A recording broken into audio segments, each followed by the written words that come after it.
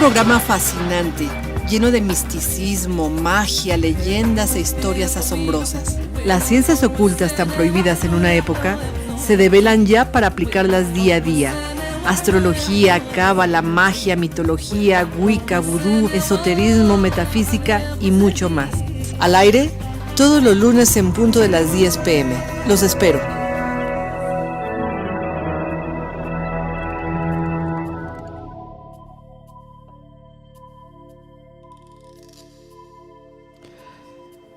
Buenas y mágicas noches, amigos. Soy Tere Flores y estamos en el programa de Conociendo de Ciencias Ocultas. Y estamos precisamente en el tema de la magia en México. Cosa que nos ha parecido fascinante, la riqueza, la magia que hay en todos estos temas, desde que nos hablan de limpias, del susto, de la limpia del huevo, de las hierbas, de las plantas alucinógenas, de fechas especiales para hacer la magia. Y hoy, precisamente por ser 30 de octubre, nos encontramos en una fecha maravillosa para seguir hablando de la magia en México. Pero la verdad creo que vale la pena rescatar algo que tal vez no lo hemos platicado, pero sinceramente vale la pena mencionarlo porque a veces dice uno, bueno, ¿y cómo la magia sí puede dar resultados? Yo siempre he pensado que los requisitos indispensables para cualquier práctica mágica son la fe y el crédito hacia la eficacia de las prácticas de la magia y de la presencia del individuo o del mago o del brujo o del hechicero que es capaz de alterar el curso normal de las cosas y en todo caso hasta de la enfermedad. Ya sea una enfermedad natural o sobrenatural. Y ahí estaríamos diciendo, bueno, ¿cómo es eso de una enfermedad sobrenatural? Bueno, puede ser una enfermedad psíquica que de repente nosotros la podríamos platicar como me echó la mala vibra, me envidia, me tiene mala fe, me ve feo. Cada vez que estoy junto de ella siento raro y entonces todo esto que nosotros nos vamos haciendo en nuestro esquema tanto corporal como psíquico, pues es precisamente lo que podría ser una enfermedad sobrenatural. Y por supuesto que para que nos curen estas enfermedades, ya sea normal o sobrenatural, pues tenemos que tener fe en el mago al que acudimos para que nos dé o nos haga la limpia. Por eso es bien importante que la persona que quiere aliviarse de estos males sobrenaturales, pues tiene que ir por voluntad propia a visitar a estos magos, brujos o hechiceros, o bien curanderos o chamanes. La verdad es que siempre se ha afirmado que por eficaz que pueda ser una práctica mágica, no va a dar resultado si no se involucra el crédito, la confianza a la persona o de la persona que solicita sus efectos y por su parte, estos no pueden producirse sin la presencia de las potencias mágicas, entre las cuales hayan personas y animales, a veces objetos o lugares, y ahí vemos días y horas, condiciones que tienen que ir relacionadas, por supuesto, para que todo el proceso mágico pueda tener un resultado propicio. Se dice que los deseos de posesión, de retención o de afectación constituyen también un factor importante en la práctica mágica y resulta un pretexto, digamos, tan común como el de la enfermedad natural y sobrenatural, que es un elemento motriz de mayor número de prácticas de este género. Es decir, la gente que se llega a sentir, digamos, afectada por una mala mirada, una mala palabra, una mala energía de alguien, a veces puede ser la persona más cercana como tu mamá o tu suegra o tu mejor amiga y que de repente pues sientes que su mirada es pesada, obviamente entonces podríamos considerar que para que te haga efecto una magia o una hechicería pues tienes que tener fe en el mago al que vas a acudir. Hoy vamos a seguir platicando, como les decía, de lo que es la magia en México. Y es muy importante hacer todas estas puntuaciones de cómo es que la magia puede tener efecto en una persona, pues es simplemente por voluntad de esta persona que quiere creer que esa magia va a tener algún resultado. Sin embargo, para cerrar todo el capítulo anterior de lo que era las limpias, las magias a través de huevo, de hierbas, pues vamos a pasar a otro capítulo. Es muy importante empezar a platicar que dentro del culto de México en la magia, pues no hay nada más importante como el culto a la muerte, y todos lo sabemos. En este culto a la muerte, pues van a estar muy presentes los altares, las ofrendas y una gran cantidad de objetos artesanales como alimentos y dulces, digamos, bajo las expresiones más conocidas. Los dulces típicos del tiempo de muertes o los alimentos típicos de estas épocas en donde se celebra la llegada de los muertos a las casas para compartir con los vivos. Y es cuando encontramos una variedad de oraciones, amuletos y talismanes en donde, bueno, pues todo esto que sería parte del evento de la muerte es fabuloso. Más adelante vamos a hablar de todo el tema de la muerte y de todos estos altares y desde cuándo se hace esta celebración, porque realmente entra en el campo de lo que estamos estudiando, que es la magia en México.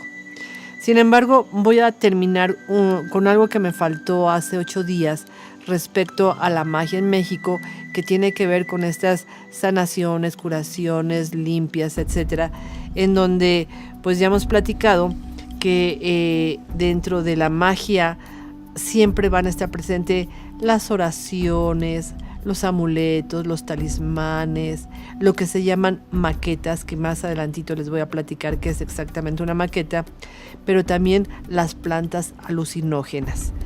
Todo esto constituye a su vez los recursos mágicos más comunes entre especialistas y profanos. Para no hablar de las máscaras que en algunos lugares también se usan, o bien de las pinturas que se hacen al cuerpo, que vienen desde la época prehispánica, pues en la actualidad siguen teniendo vigencia, sobre todo en los grupos indígenas menos contaminados por la civilización, así lo llamaríamos, menos contaminados por la civilización. Todo esto es base de lo que nosotros vamos a conocer como la auténtica magia mexicana. Y dentro de ellos tenemos las plantas alucinógenas y también las llamadas maquetas.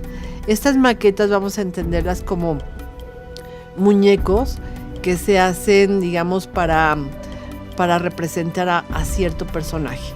Son empleados normalmente por los brujos especialistas y son estas maquetas o estos muñecos, auxiliares, sí, esa sería la palabra, auxiliares directos de operaciones y rituales realizados por individuos con poderes.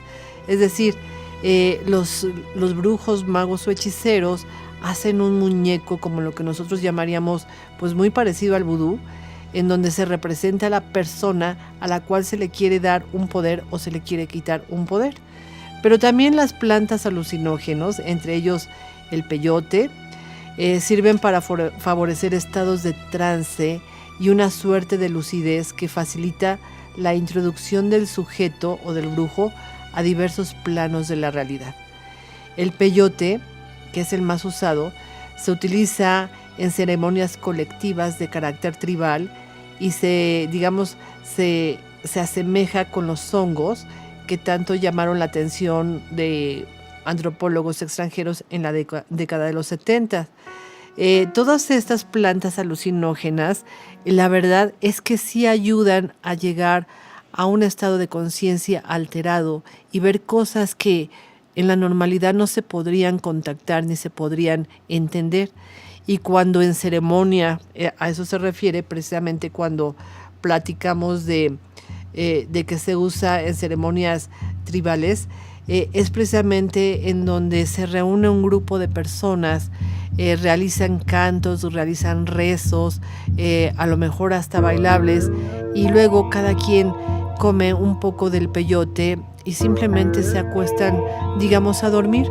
No es dormir por dormir, es una ensoñación en la cual el personaje que está usando el peyote va a tener imágenes y percepciones de su propio inconsciente que no es fácil alcanzar si no se introdujera esta planta alucinógena.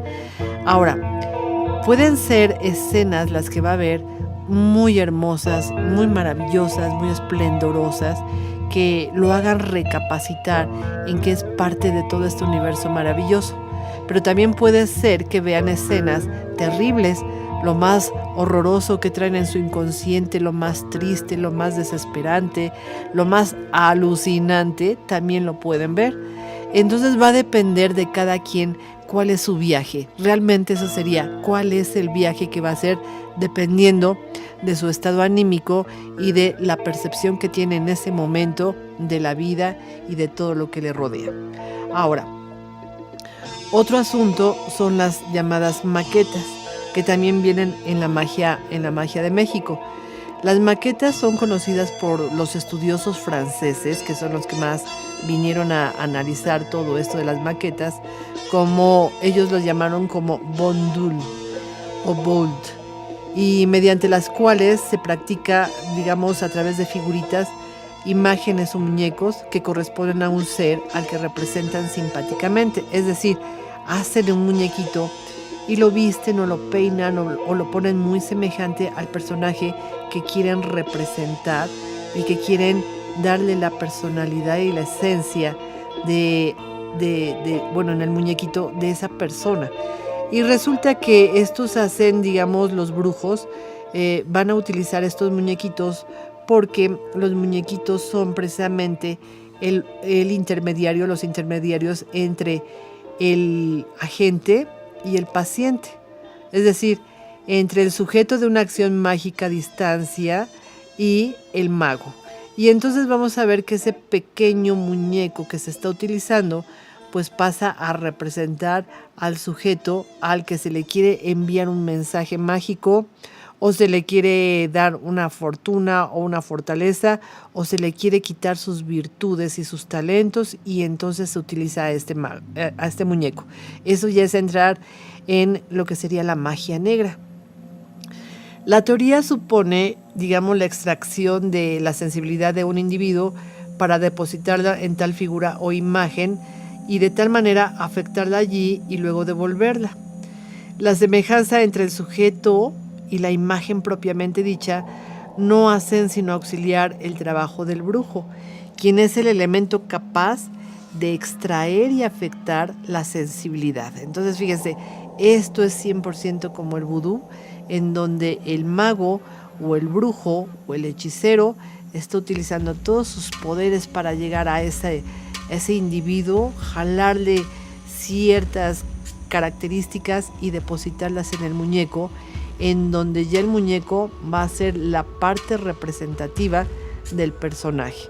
Y al muñeco se le podrá hacer lo que sea, y el sujeto que recibe la magia pues va a sentir todo lo que el muñequito debería de estar sufriendo.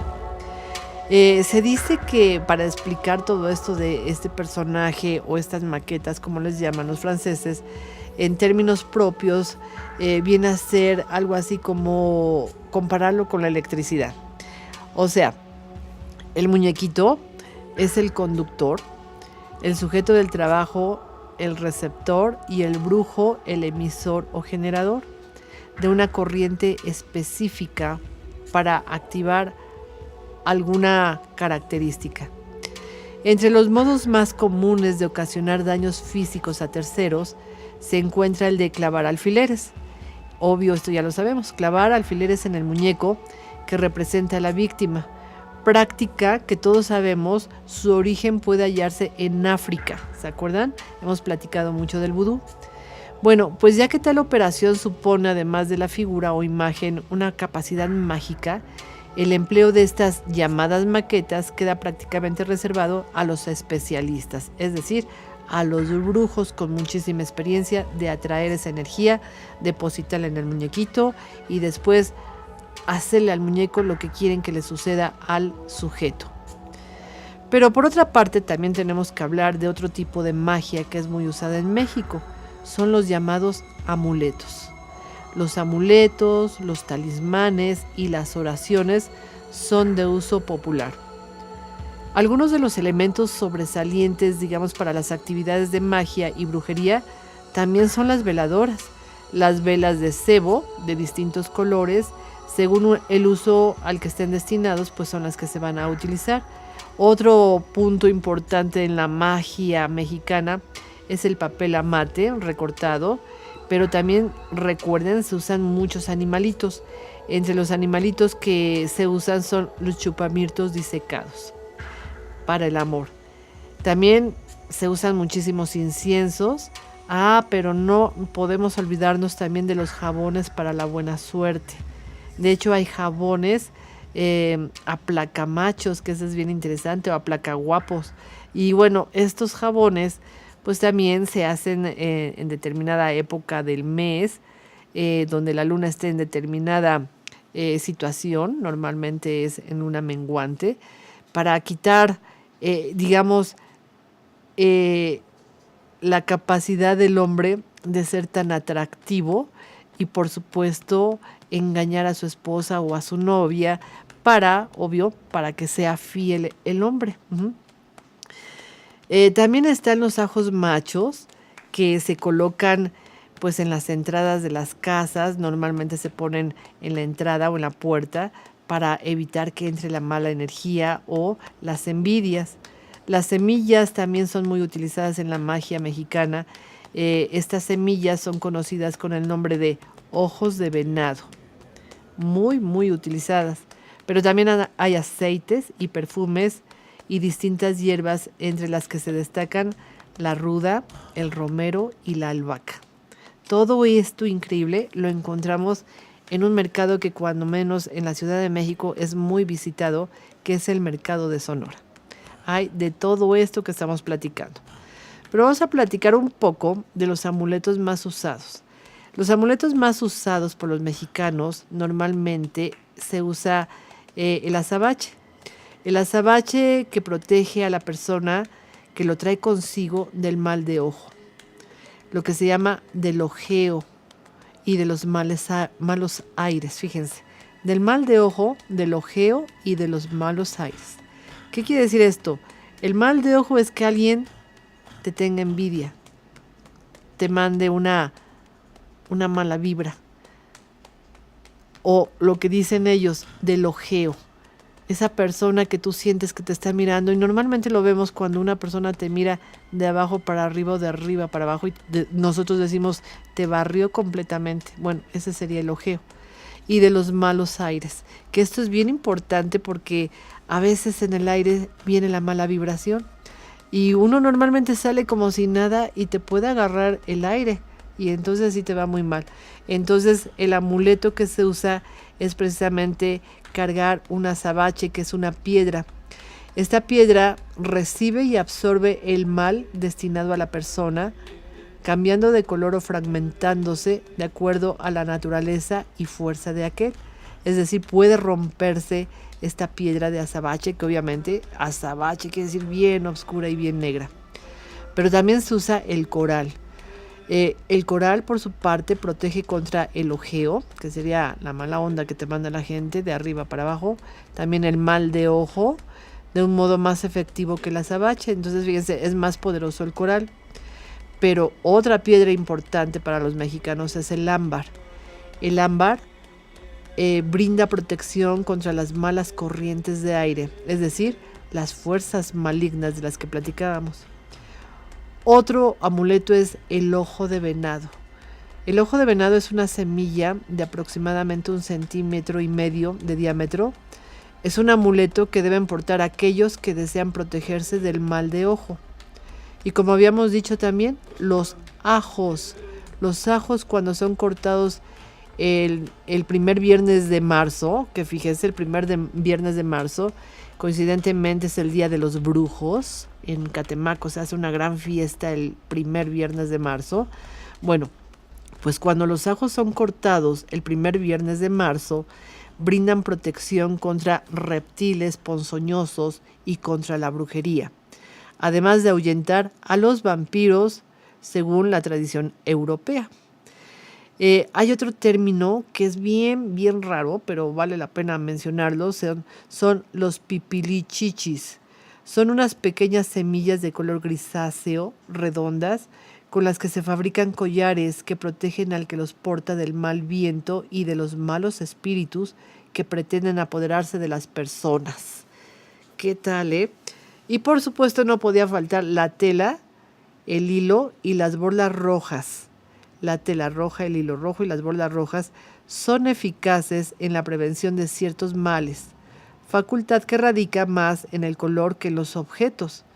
En algunas regiones de México, las mujeres embarazadas cubren su vientre con un manto rojo a fin de protegerse de las influencias nefastas de los eclipses de luna o de sol. Por su parte, los talismanes de uso más frecuente son la piedra imán, que no es otra cosa que un metal imantado que se emplea para lograr fortuna material. Y aquí hay que hacer una pausa porque tenemos que ver la diferencia entre lo que sería precisamente un talismán y un amuleto. El amuleto tiene que ver con alejar los males, que nada malo se te acerque. En cambio, el talismán sirve para atraer lo que tú deseas o atraer la buena suerte. Por eso decíamos, es un talismán como un imán. Simplemente traer un imán, pues obvio va a traer algo, trae la fortuna, trae la buena suerte. Otro talismán que es muy usado en México es la mano del tejón, que es una de las extremidades anteriores del animal, obviamente el animal disecado, y sirve para obtener el éxito amoroso. Lo mismo que el chupamirto, como habíamos platicado, que es un colibrí disecado. También la herradura de carácter universal, que es la herradura de los caballos. Ahora ya no hay muchos caballos circulando por todos lados, pero si te llegas a encontrar una herradura, pues te está hablando de buena suerte, porque la herradura atrae precisamente la buena suerte en general y es pues muy utilizada, o cuando menos fue muy utilizada aquí en México. Pero la que más se conoce es la pata de conejo. También la pata de conejo, ya trabajada por supuesto, trae la fortuna de atraer todo lo que tú deseas y, obvio, la buena suerte es que si la traes colgando muy cerca de ti o tocando alguna parte de tu cuerpo, pues va a atraer todo lo que tú desees. Entonces, bueno, esto sería parte de la magia que en México se ha utilizado y que, bueno, se sigue utilizando. Nosotros todos hemos ido algún día a una limpia. Hemos tenido un amuleto de este estilo o hemos ido por un talismán muy parecido como a la pata de conejo. Y bueno, pues esto creo que en todas partes del mundo es muy utilizado. Sin embargo, hoy, por ser un día tan especial, por ser exactamente el 30 de octubre, pues estamos muy cercanos a la celebración del Día de Muertos, que en México es pues un super evento. Normalmente se dice que el Día de Muertos pues viene desde antes de que llegaran los españoles. Se dice que los aztecas y los mayas y los purépechas, los nahuas y los totonacas, todos ellos hacían estos grandes festividades exactamente en esta época. Otros dicen que no era esta época, que era en agosto, y los españoles llegaron y les cambiaron todas las fechas. Pero bueno, el caso es que se hacían celebraciones muy importantes, grandes rituales, en donde se celebraba que nuestros ancestros o los que habían muerto, siendo nuestros parientes, pues venían a visitarnos y se les recibía con grandes honores. Se dice que cuando menos esta celebración tiene aproximadamente 3000 años. En la era prehispánica era común la práctica de conservar los cráneos como trofeos y mostrarlos durante los rituales que simbolizaban la muerte y el renacimiento. Algo muy, muy, muy relevante que yo sí quisiera que todos pusiéramos en nuestra cabeza es que para los aztecas, pues el origen de todo este evento tenía que ver con que uno tenía que recibir en estas fechas a los muertos, y se recibía a los muertos para celebrarlos, para recordarlos, para apoyarlos, para que ellos supieran que todavía estaban vivos en nuestro corazón, en nuestra vida, en nuestros recuerdos. Y bueno, se dice que el Día de Muertos no es una fecha para llorar, sino para celebrar la vida después de la muerte. Fíjense qué hermoso, la vida después de la muerte. Y los aztecas tenían muy presente que los antepasados o los que ya habían muerto, pues tenían que ir muy lejos, muy lejos, a hacer un recorrido en donde pues se tardaban varios años en recorrer ciertas áreas en donde tenían que visitar a ciertos dioses que terminando la pausa les voy a contar. No quisiera yo adelantarme porque pues son historias muy lindas que creo que vale la pena escuchar con mucha calma y con mucha paz dentro de las costumbres de los aztecas y por supuesto de los mayas, con la historia de Xbalanque para los mayas y para los aztecas el Mictlán. Pues es un viaje mágico y misterioso, como dirían algunos. Pero vamos a hacer una pausa y regresamos para que les platique toda esta historia. No se vayan, amigos, regresamos.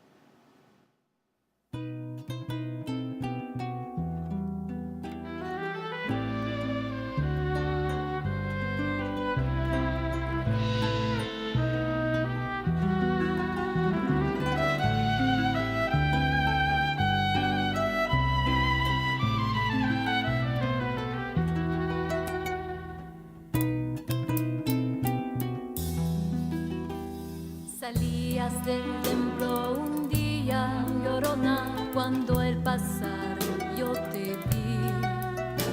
Salías del templo un día, Llorona, cuando al pasar yo te vi. Hermoso Huipiribapa, Llorona, que la Virgen te creí. Hermoso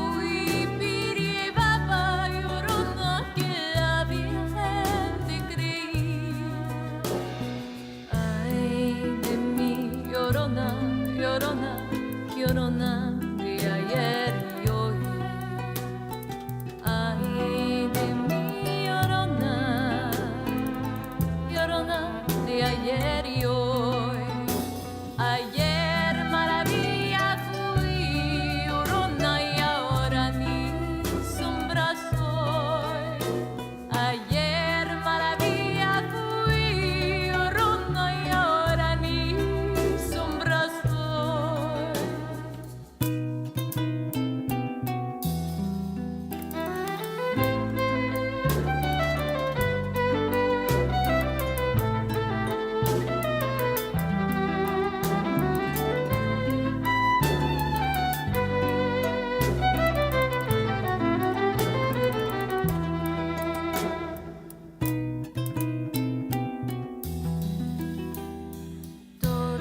Me dicen el negro, Llorona, negro pero cariñoso. Todos me dicen el negro, Llorona, negro pero cariñoso. Yo soy como el chile verde, Llorona, picante pero sabroso. Yo soy como el chile verde, Llorona, picante pero sabroso. Ay de mí, Llorona, Llorona, Llorona de azul celeste. Ay de mí, Llorona, Llorona de azul celeste. Y aunque la vida me cueste, Llorona, no dejaré de quererte. Y aunque la vida me cueste, Llorona, no dejaré de quererte.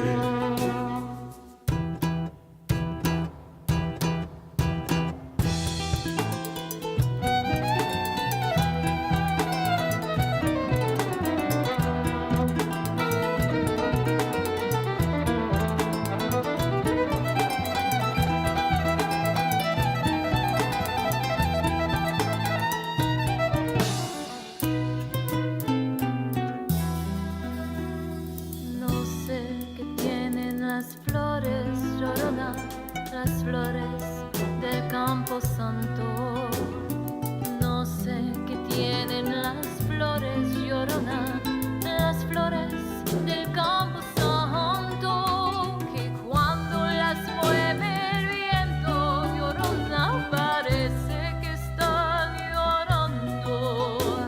Que cuando las mueve el viento, Llorona, parece que están llorando.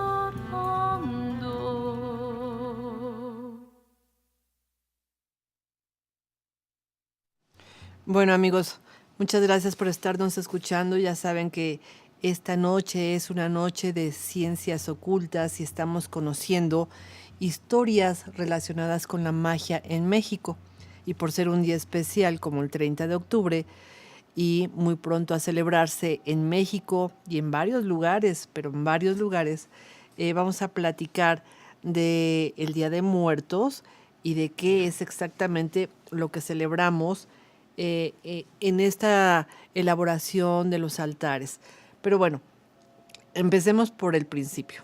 Vamos a ir lenta y pausadamente hasta que se comprenda que esta es digamos, una historia de Mesoamérica. Exactamente diríamos que este festival pues tiene aproximadamente 3000 años de celebrarse.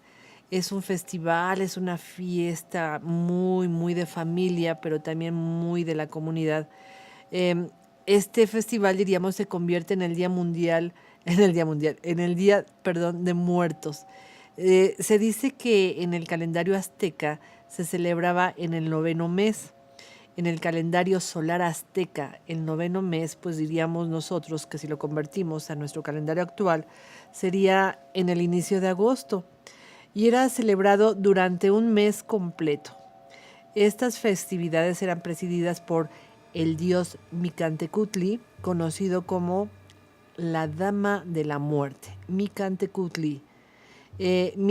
Micantecutli actualmente corresponde a lo que nosotros conocemos como la Catrina.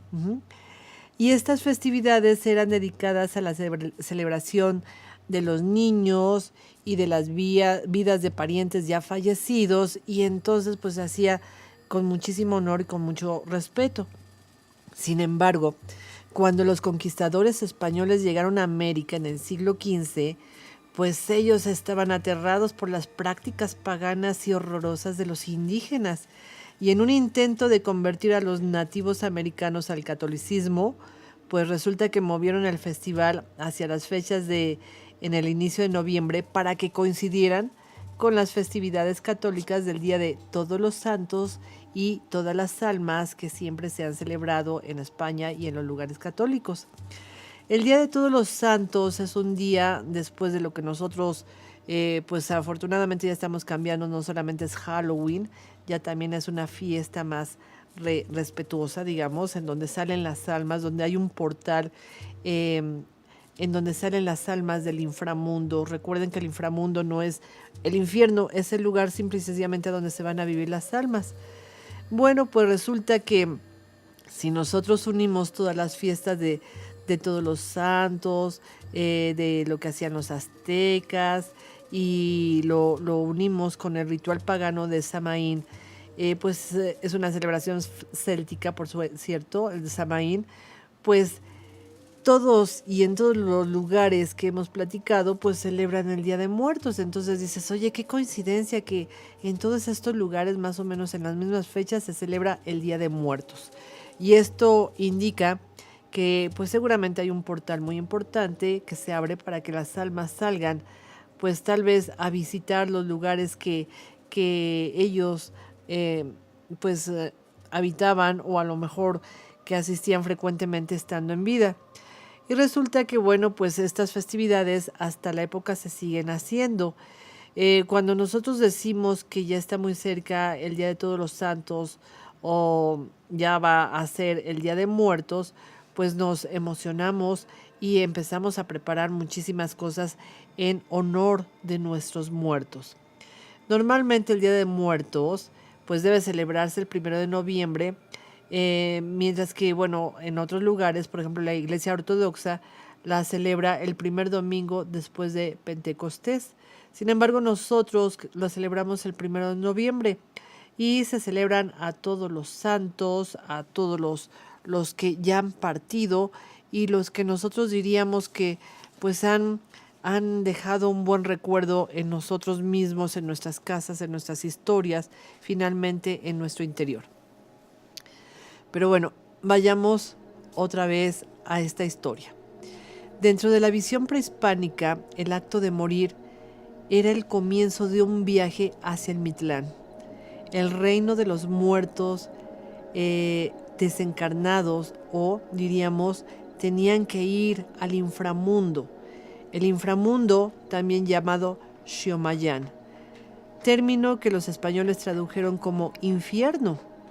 Este viaje duraba 4 días. Al llegar a su destino, el viajero ofrecía obsequios a los señores del Mictlán. Mitlantecutli, que es también el señor de los muertos, y su compañera Miqueltecucihualt, señora de los moradores del recinto de los muertos, o sea, la pareja del inframundo en el Mictlán, eran los que recibían a los muertos. Resulta que estos dos señores del Mictlán pues enviaban a las almas que llegaban a estos territorios pues a un viaje muy largo que tenía que ver con 9 regiones, donde el muerto permanecía un periodo de prueba de 4 años antes de continuar su vida en el Mictlán y llegar así al último piso, que era el lugar de su eterno reposo, denominado Obsidiana de los Muertos. Por lo tanto, más adelante vamos a platicar del altar de muertos. El altar de muertos pues debe de representar estos 9 niveles que son tan importantes para el mundo de los aztecas. Sin embargo, vale la pena señalar que no solamente los aztecas tenían estas historias, también los mayas hablaban de un inframundo que también tenía varios niveles y que los estaban esperando los señores de la muerte. Y hay una historia hermosísima de los gemelos sagrados que tienen que ir al inframundo y caminan y se encuentran con varias pruebas terribles, y esas pruebas son precisamente las que se tienen que hacer en cada nivel. Pero bueno, volviendo a la mitología azteca, recordemos que el dios del inframundo es Mitlantecutli, o señor del lugar de los muertos. Obviamente él habitaba en el Mictlán. Es el lugar al que llegaban los muertos o las almas tras pasar por los distintos niveles del inframundo, y donde quedaban los restos de todos los que habían fallecido de muerte natural, ya que los caídos en combate reposaban en otro terreno mitológico, eran más honrados. El caso es que los dos señores del inframundo, el esposo y la esposa del Mictlán, por ser los dioses de los muertos, se representaban desencarnados o como calaveras, cosa que dio muchísimo miedo a los españoles, que los vieron y que pensaron que adoraban a la muerte, pero no es que la adoraran, es que era parte de ellos estar entre la vida y la muerte, y tanto honores necesitan los dioses de este mundo como los dioses del inframundo. Pues bien, son representados como calaveras los señores del inframundo, y resulta que para llegar al reino de esta pareja del inframundo, pues muchas veces te recibían en la entrada, pero luego ellos te tenían que esperar en el último piso o en el último nivel. El muerto, o el alma, que ahora sí le voy a llamar el alma, pues tenía que atravesar los 9 diferentes escalafones o niveles en los que habrían de superar diferentes pruebas. Imagínense, en cada nivel había una prueba. Este viaje duraba 4 años, durante los cuales cada tanto podían detenerse, volver a casa y comer algo, y recuperar las fuerzas. Se cree que este es el origen de las ofrendas del Día de Muertos. Imagínense qué importante poner una ofrenda para que tus antepasados que andan haciendo ese recorrido en el Mictlán, y no sabemos en qué nivel andan caminando, pues tengan un descanso y puedan venir a degustar lo que les hemos puesto en la ofrenda. Bueno, pues vamos a hablar de todas estas historias y de los niveles que tenían que recorrer. Fíjense, existe un lugar que es un río. Este río se llama Itzcuintlán, o lugar que habita el perro. Fíjense, Itzcuintlán, o lugar que habita el perro. Los muertos tenían que cruzar el río acompañados de un xoloscuincle, quien solo los ayudaría si el difunto había sido una persona digna que no hubiera en vida maltratado a algún perro. De otro modo, quedaban varados en la orilla. Y era muy recomendable sugerir a los vivos que tuvieran y cuidaran un perro, porque él los iba a ayudar a cruzar este río. Qué fácil se escucha y qué difícil para muchos, ¿verdad? Bueno, siguiente nivel. Es el Tepeme Monamictlán, o lugar en el que se juntan las montañas. Tepeme o Monamictlán, que es el lugar donde se juntan las montañas. En este paraje, los cerros se abrían y cerraban, estrellándose entre sí. Los muertos tendrían que buscar el momento adecuado para cruzarlos sin ser heridos. Fíjense qué interesante. Siguiente, Izzetepetl, o montaña de obsidiana. Región donde un cerro completo se encontraba cubierto de filosos pedernales con los que se hacían los cuchillos ceremoniales aztecas que desgarraban los cadáveres de los muertos. ¡Qué terrible! Segundo, Zehueloyán, o lugar donde hay mucha nieve. Era una gran área congelada y ventosa en donde el alma o el muerto sufría demasiado. Siguiente nivel, Pancuetlacolayán, o lugar donde la persona se voltea como bandera. Después de cruzar la nieve, los muertos atravesaban un gran desierto donde no existía la gravedad y los cadáveres estaban a merced del viento que podía llevarlos hacia la orilla o regresarlos al inicio de la zona. Siguiente nivel, Temiminoloyán, o lugar donde te flechan saetas. Era un amplio sendero donde manos invisibles lanzan flechas a los muertos con la intención de desangrarlos para que no puedan continuar con su camino. Siguiente nivel, Teyoyolcualayán, o lugar donde te comen el corazón. Había fieras salvajes como jaguares que atacan a los muertos, les abren el pecho y les extraen el corazón para comerlo. Válgame Dios. Siguiente, Apanoguayán, o lugar donde se tiene que cruzar el agua. Era la desembocadura del río que se convertía en 9 hondos ríos de agua oscura que el muerto debía de cruzar.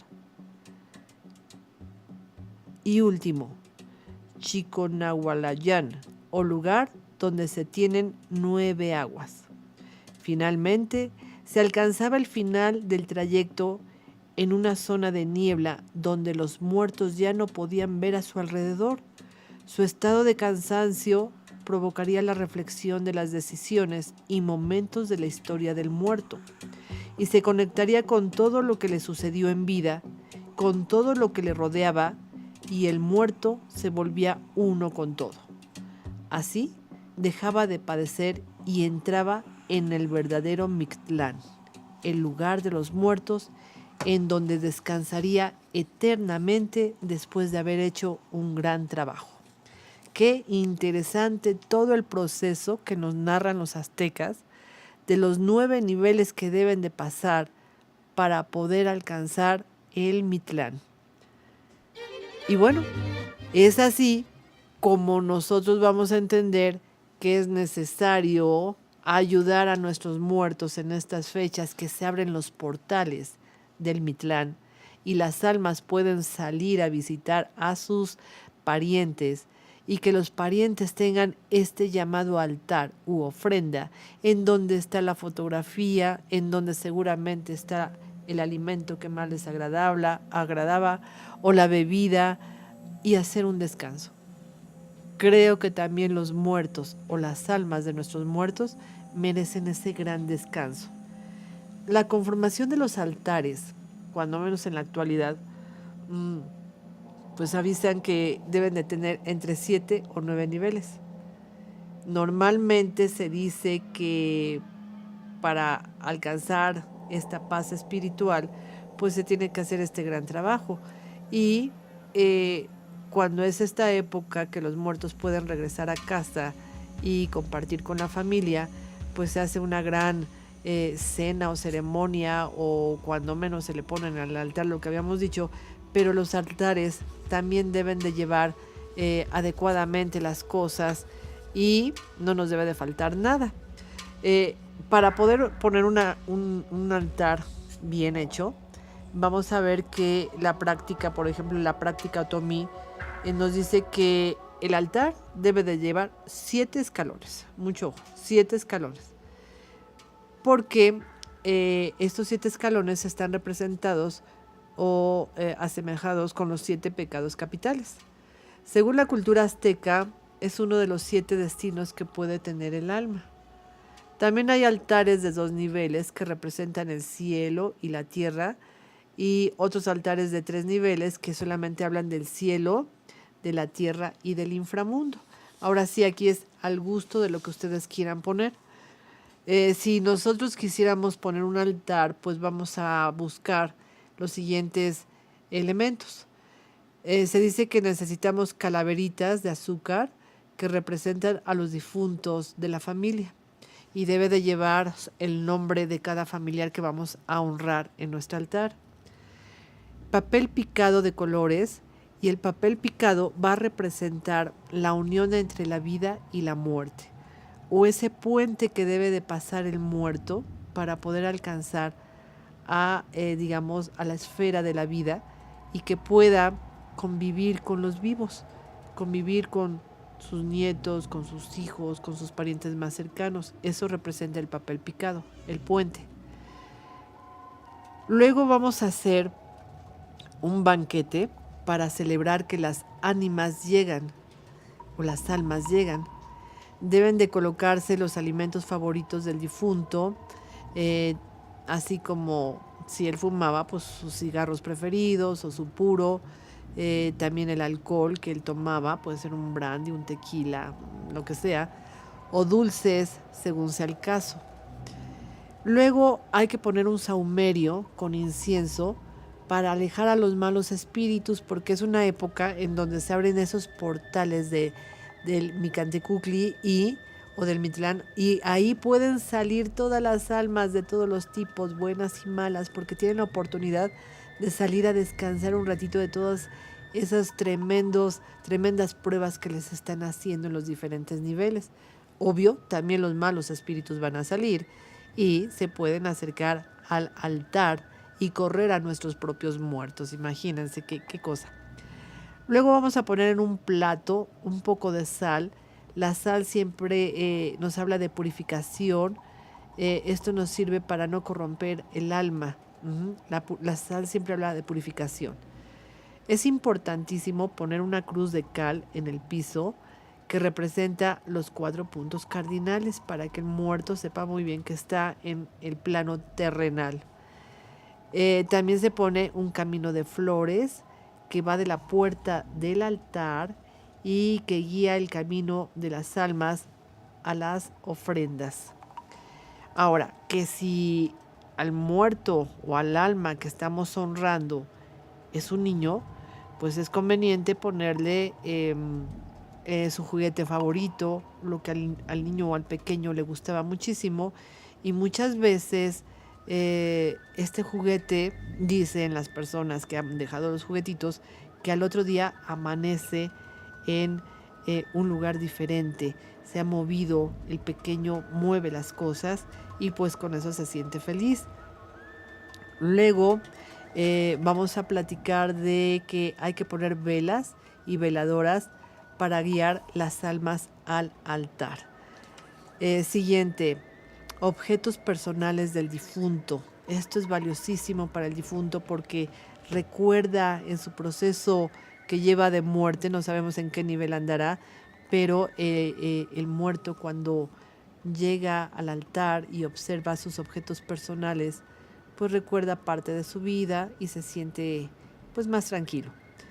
Comida típica, como aquí en México cuando menos es arroz, mole, calabazas, fruta de temporada, a lo mejor algún dulce muy usado aquí en México que es dulce de calabaza o las cosas que se ponen en esta temporada. Otro punto básico, un vaso de agua para mitigar la sed de las almas y fortalecer su regreso. Esto, por favor, no se les vaya a olvidar. Las almas también tienen sed y también necesitan un poquito de agua. No solo alcohol, también agua. Algo importantísimo, pan de muerto como señal de generosidad. Además es muy necesario porque tiene azúcar el pan de muerto y eso pues le llena de vida al difunto, le da alegría. Punto importante, flores blancas que representan al cielo, amarillas que guían a los espíritus y representan la tierra, y moradas que representan el luto. Por supuesto también un farol o una estrella de luz para que se acuerde de que siempre hay una luz que seguir. Y lo más importante para todos los que ponen su altar, un perro. Es un perro que representa al Xoloitzcuintle, que es el que lo va a ayudar a cruzar en ese río. Y es un perro normalmente de barro. En los mercados los venden, a veces ya te venden todo junto. Y es bien interesante porque pues tú ya nada más llegas y las colocas en un lugar específico.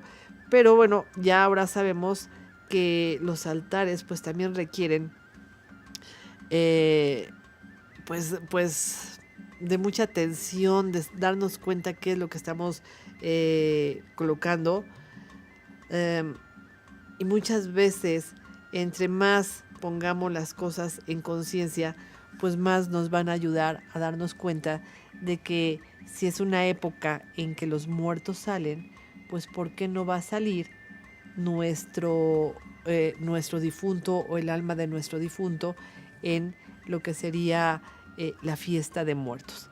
Es muy interesante esta historia y por supuesto que nosotros vamos a tener que platicar que lo que mencionamos de la historia de los aztecas y sus diferentes niveles, que unos dicen que son 7, otros dicen que son 9, pues se parecen muchísimo a lo que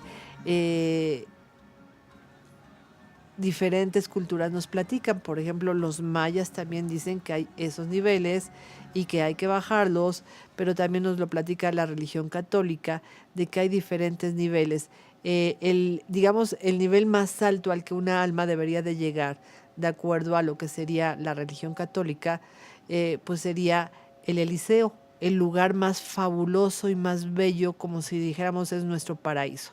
Y el más terrible, pues obviamente va a ser el infierno, en donde las almas sufren debido a su comportamiento en la tierra. Pero si nos vamos a otras historias, acuérdense la Divina Comedia que también nos narra esos diferentes niveles en donde el ser humano tiene que procesar todos sus comportamientos, todas sus malos actos o buenos actos, los tiene que ir reconociendo. Y si nosotros recordamos en la mitología griega, pues también nos hablan de estas diferentes mitologías que nos platican de quién se atrevió a meterse al inframundo y qué es lo que vivió o por qué se metieron al inframundo persiguiendo a un alma que no querían que se metiera al inframundo. Ahí tenemos la historia, por ejemplo, de la diosa Demeter, que después de que su hija Perséfone es raptada por el dios Hades, el dios del inframundo, y la hace su esposa, y en el inframundo, pues Demeter, que no puede vivir sin su hija, tiene que bajar al inframundo y tiene que ir a hacer una entrevista con el dios Hades para que le devuelva a la hija. Otra historia muy interesante es precisamente de Orfeo, cuando su novia Eurídice muere, y Eurídice, pues al estar muerta, tiene que irse al inframundo con el dios Hades, el dios del inframundo, a vivir. Y entonces Orfeo no puede permitir que su novia se haya muerto y entonces la persigue hasta el inframundo, en donde, bueno, pues se compromete con el dios Hades a un asunto bien interesante, que él va a confiar en Hades de que sí le va a devolver a su novia Eurídice. Sin embargo, Hades le dice, pero para que tú regreses y veas que Eurídice te sigue, tienes que confiar en mí. No debes de pensar que Eurídice no va detrás de ti porque no vas a escuchar sus pasos. Ni siquiera dudes de eso. Ella sí va a ir detrás de ti. Pero si tú dudas y volteas a verla, ella se va a desvanecer y nunca más la volverás a ver. Bueno, pues Orfeo obedece, empieza a caminar de regreso hacia la vida y resulta que ya al estar a punto de salir se da cuenta que no ha escuchado en ningún momento los pasos de Eurídice. Punto importante, dudó de la palabra de Hades y voltea para ver si ella viene persiguiéndolo y en ese momento se desvanece por completo Eurídice y no la vuelve a ver. Otra historia fabulosa es también la de un hombre que se llama Sísifo, que es un hombre que en vida se mete al inframundo sin necesidad de ir a rescatar a nadie ni necesitar a nadie. Y en el momento en que se mete al inframundo, pues se entera de todo lo que sucede. Y Hades se da cuenta de que hay un espía y cuando lo quieren atrapar, Sísifo se escapa y sale a la tierra a contar todo lo que hay en el inframundo. Es capturado Sísifo y castigado y todos los días tiene que subir una piedra a una montaña, piedra que se va a rodar y él va a tener que volver a bajar, recogerla, ponerla en sus hombros y volverla a subir a esa montaña. Y esa es su historia de toda la vida, subir y bajar, pero la subida es muy difícil con una piedra encima. Entonces, si nosotros observamos tantas historias que nos narran del inframundo en diferentes culturas y que son muy semejantes, pues sinceramente tendríamos que creer que algo hay. Si el inconsciente colectivo de la humanidad durante tantos años nos están hablando de que hay un lugar a donde se van a vivir las almas, pues seguramente debe de ser. Igual los egipcios lo contaron, igual los sumerios. Hay una historia muy hermosa de los sumerios también que narran cuando una persona que se llama Ishtar tuvo que bajar al inframundo, pero se tuvo que quitar todos sus ropajes en los diferentes niveles en los que ella tuvo que ir bajando, que también, por cierto, dicen que son 7. Entonces, cada vez que nosotros observamos estos mitos y vemos que los aztecas hablaban de estos diferentes niveles en los cuales el alma tenía que pasar pruebas muy difíciles, pero que este ciclo duraba 4 años, este proceso duraba 4 años, una vez al año les daban oportunidad a las almas de salir, de descansar y de convivir con sus seres queridos, siempre y cuando les hubieran hecho un altar.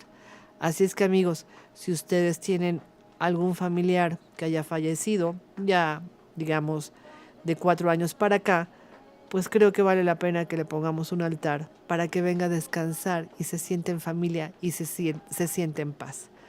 Y bueno, amigos, pues hemos llegado al final de este programa. Yo les agradezco infinitamente que nos hayan escuchado y dentro de 8 días nos volveremos a encontrar en Conociendo de Ciencias Ocultas para platicar de nuevos temas de magia. Muchas gracias y muy buenas noches. Que descansen. Hasta luego.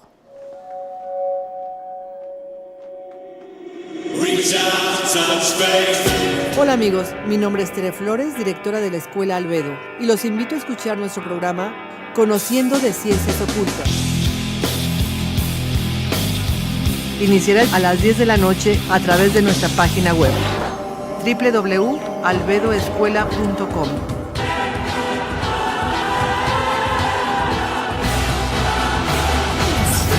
Un programa fascinante, lleno de misticismo, magia, leyendas e historias asombrosas. Las ciencias ocultas tan prohibidas en una época se develan ya para aplicarlas día a día. Astrología, cábala, magia, mitología, wicca, vudú, esoterismo, metafísica y mucho más. Al aire, todos los lunes